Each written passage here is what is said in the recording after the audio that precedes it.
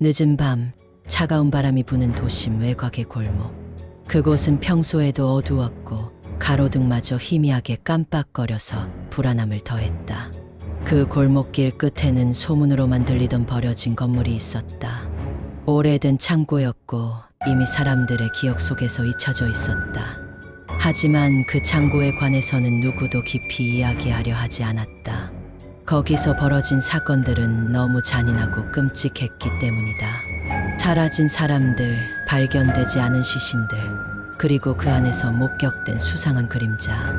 그곳에 가까이 간 사람들은 더 이상 돌아오지 않았다. 마을 사람들 사이에서는 그 창고가 범죄자들의 은신처일 거라는 이야기가 돌았다. 하지만 구체적인 증거는 없었다. 경찰조차 그 창고에 대해 별다른 조치를 취하지 않고 있었다. 그날 도심에서 연이어 실종 사건이 발생하기 시작했다. 평소 아무 문제 없이 지내던 사람들이 흔적도 없이 사라졌다.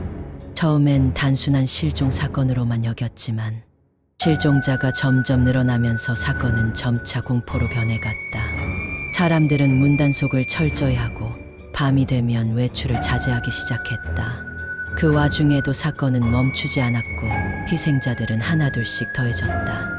경찰은 수사에 나섰지만 사라진 사람들의 흔적을 전혀 찾을 수 없었다.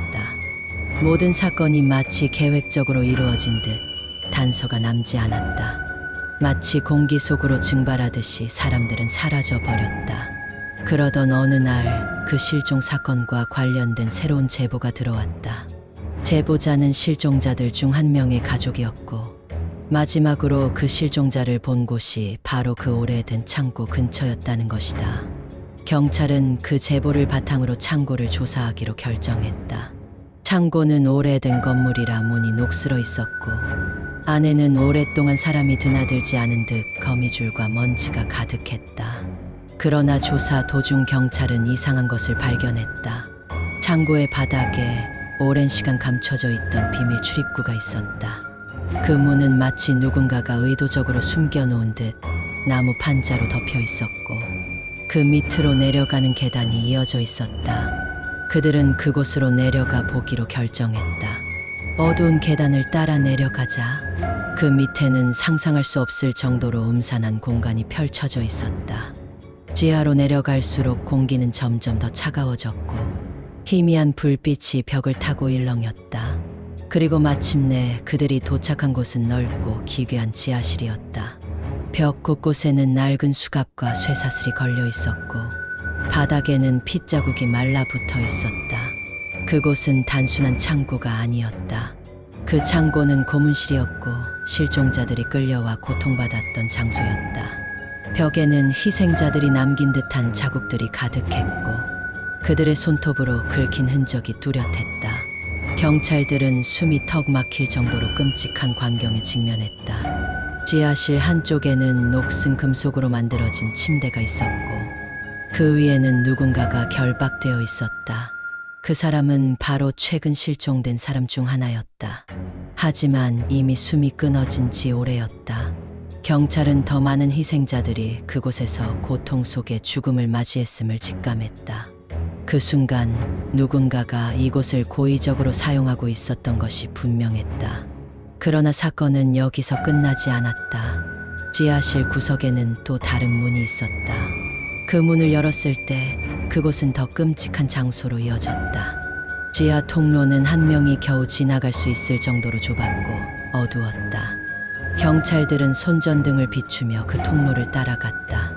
통로 끝에는 또 다른 방이 있었고 그 방은 지하실보다 훨씬 더 섬뜩한 기운을 뿜어내고 있었다.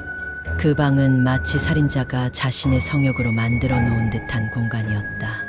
벽에는 희생자들의 사진이 가득 붙어 있었고 모든 사진에는 그들이 살아있을 때의 마지막 순간이 찍혀 있었다.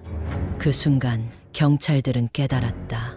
이 사건의 범인은 단순한 연쇄살인범이 아니었다. 그는 자신이 저지른 모든 범죄를 기록하고 그 고통을 즐기며 희생자들의 마지막 순간을 간직하려 했던 잔인한 괴물이었다. 방 한쪽에는 범인이 남긴 듯한 일기가 있었다. 그 일기에는 그가 실종자들을 납치하고 그들을 감금해 어떻게 고문했는지 상세히 적혀 있었다. 그는 이 모든 과정을 철저히 기록하며 자신의 범죄를 마치 예술작품처럼 생각하고 있었다. 그의 일기는 그가 얼마나 비정상적인 사고방식을 가졌는지를 보여주고 있었다.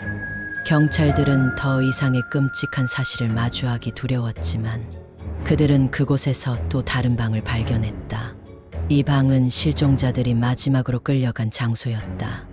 이 방에서는 희생자들의 비명이 들리는 듯했고 그들의 절망과 공포가 벽에 새겨져 있는 것 같았다.